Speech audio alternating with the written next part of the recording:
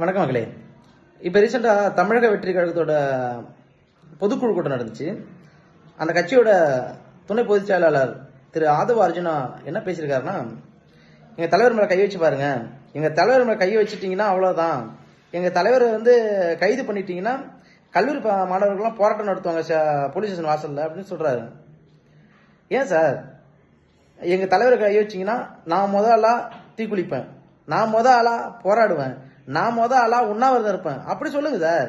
அதை விட்டுவிட்டு படிக்கிற பசங்களை போயிட்டு போலீஸ் ஸ்டேஷன் வந்து போராடுவான் அப்படின்னு பேசுறீங்களே. நாளைக்கு ஒரு பொய்யான நியூஸு பரவுது, அதை கேட்டுட்டு ஒரு பையனோ ஒரு 10 பசங்களோ போலீஸ் ஸ்டேஷன் போராடினானா, இல்லை உண்மையான நியூஸ் பரவனாலோ போலீஸ் ஸ்டேஷன் போராடினானா, நாளைக்கு அவனுடைய படிப்பு கேள்விக்குறியாகும், அவனோட வாழ்க்கை கேள்விக்குறியாகும், அவனோட குடும்பம் கேள்விக்குறியாகும். இதெல்லாம் சிந்தித்து பார்க்காம நீங்க பட்டு மேடையில் ஏறிட்டு இப்படி பேசுறீங்க.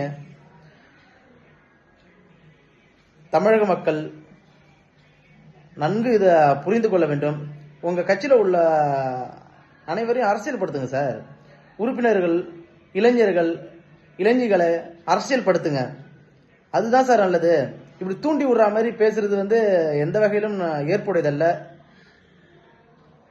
இதை தமிழக மக்கள் நீங்கள் அனைவரும் புரிந்து கொள்ள வேண்டும். நன்றி, வணக்கம்.